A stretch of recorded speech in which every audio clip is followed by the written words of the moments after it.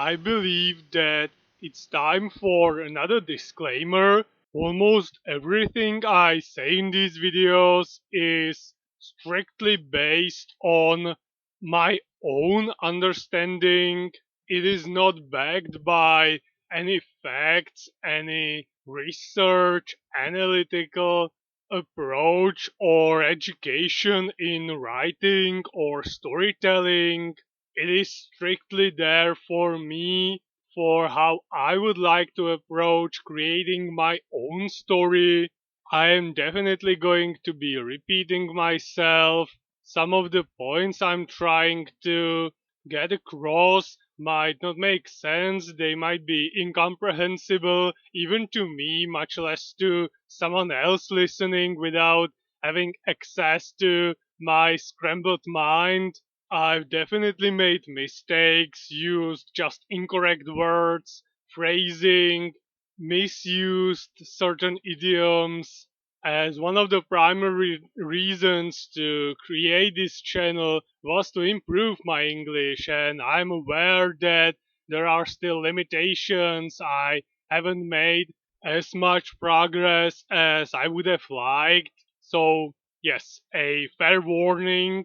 Now for the actual introduction that I wanted to use for this video, what I wanted to talk about was that I believe that through exposition, observation, and ambience connected to the protagonist, I might be able to create a character out of a place, a location, maybe a city or a forest, and so on.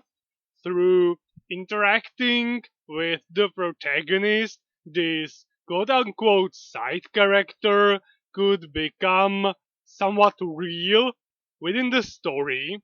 On the other hand, with living sentient creatures, what I need for them to become actual characters, me as the reader here, not as the writer, is mainly dialogue that I have mentioned before, and the amount of it determines for me if they turn to be actual characters or just these bushes in the background or even just cardboard cutouts with certain traits that I as the writer slapped onto them. I even think that for me dialogue tops actions of those characters in terms of building up their personality. This is not based on, as I've mentioned in the disclaimer prior, on logic or knowledge and education. It's simply based on my own feelings that I got out of reading through what I think is an unhealthy, inorganic exposition compared to dialogue that can also happen while the actions do at the same time simultaneously. And again, this all just comes from an unhealthy amount of reading that I've done throughout my life and the way a story leaves a certain impression on me when I'm reading it. If it fires off with, let's say, 2 or 3 chapters where the protagonist says a limited amount of words, 1 or 2 sentences, compared to one that begins with, let's say, an organic dialogue or a conversation with multiple other characters that feel natural and very much helps catch my interest compared to an exposition dump, an inner monologue, or some summary delivered by a narrator. This obviously has exceptions, not just 1 or 2, but it's the overall feeling that changed over the last 2, 3, maybe 4 years of reading.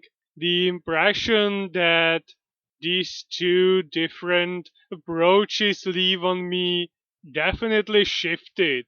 Well, long intro, but more rapid arrows are on the way, and their latest adventure hunting for these mysterious creatures left them on the stairs right behind their targets, ready to apprehend them or at least attempt to do so, with Speedy turning away in horror. And right on the next page, the battle begins, and for a moment, it's just every man for himself, trying to stay on the ground, trying to ward off the attacks of these elusive enemies, with Speedy admonishing one of the assailants that even if he is a moth, as in part of the word nightmare, without the night part, it's not like that allows him to be above the law. And from behind the corner, the poor guard who's been chasing them the whole time with his large nose and big mustache is bearing witness to this scuffle and is delighted that he's finally able to bring these intruders to justice. So he retreats hastily to inform the orphanage caretaker of this transgression, just hoping that they won't just disappear again on him like before. When he reaches him, he starts describing this grand war ongoing with a bunch of intruders trespassing on the grounds of the orphanage involved somehow.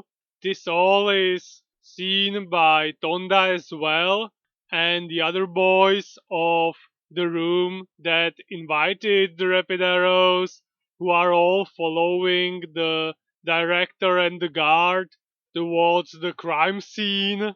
When they arrive at the stairs, the caretaker declares a ceasefire and demands explanation. And well, during the brawl, these so-called nightmares got unmasked, and as it turns out, underneath the white sheets were regular boys wearing socks on their hands, pretending to be these supernatural phantoms. And Tonda explains that these were the culprits of disappearing items, beatings, and other rather nefarious deeds committed against the rest of the boys of the orphanage. They all receive a stern reprimand from the caretaker. He is distraught by the idea that some of the boys living in the orphanage could commit something like that towards their younger friends, and he's glad that they'll be leaving the orphanage to learn a trade rather soon, so they won't be able to cause any more harm than they already did. And after another short explanation by Tonda on the involvement of the Rapid Arrows in this mess, he commends them for their willingness to jump into the fire for their friends at any point in time.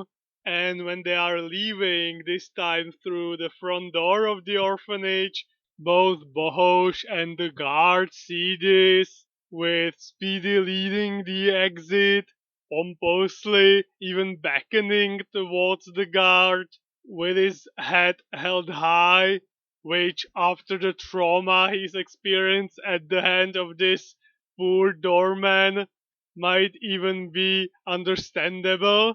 And for Bohosh, it all just leaves him completely confused. And with this, the haunting of the boys' orphanage arc is finally over, and the next chapter starts at school with a young female teacher being slightly unhappy since she's finally teaching a boys' class, something she was very much looking forward to, and yet, when it happened, some of the boys took it to themselves to make her life at least uncomfortable. Pranks and malicious antics mostly performed, as we see in the next panel, by a certain young boy called Mlezivor, with his entire desk as they get up when she turns her back on them and make all kinds of stupid faces. And then during a break, they are planning another one of their pranks, this time leaving a full wash basin behind the door right before her class. Some find it funny, and yet behind them is Yarka, who's watching all this with clear displeasure. When he tells that to the rest of the club, they feel the same, and in the end, they decide that he'll tell the teacher what's waiting for her in her class, giving her a fair warning because this one might be a bit too far. Well, the next day, the trap is ready. Mlezivor is shining with glee, ready to watch the teacher either stumble over the wash basin or just walk right into it. Well, Yarka gives her his warning, and she's grateful that he's the one of few who actually treat her respectfully. So while she's still getting ready for her class, preparing materials, the boys of her class are exceptionally rowdy, and another teacher of the school notices this and decides to investigate and maybe calm things down as well. Although, when he enters the class, he encounters the trap meant for the female teacher, and let's just say that he is not amused, demanding the final punishment for the culprit. Luckily for the boys of the class, their teacher sees what happened with Yarka right behind her and promises the other teacher that she'll deal with everything that happened swiftly and ruthlessly. Even though she said that once she is with her class, she shows herself to be merciful, definitely much more than the boys were towards her, promising them that she'll sweep things under the rug, even though she could have demanded actual punishment, expulsion for everything they've done to her prior to this incident, which leaves all the pranksters and tricksters with their head down in shame. And after school, the club assembles, and the entirety of the Rapid Arrows feel the need to beat some sense into the boys that have been, well, uncouth would be one word to put it, towards someone who actually stuck their neck out for them. Yarka's classmates fortunately see the wrong of their actions after this talking to and decide to bring gifts both as thanks and promise of smoother future cooperation, with Mlezivor himself bringing in a big flower, stuttering out an apology, hoping that the young teacher won't be mad at them anymore and that they'll promise her that these miscreants will no longer cause her any trouble whatsoever. And this is where I'm going to stop. In the next video, I've got some more things to say about side characters and characterization in general, and also more adventures of my favorite club.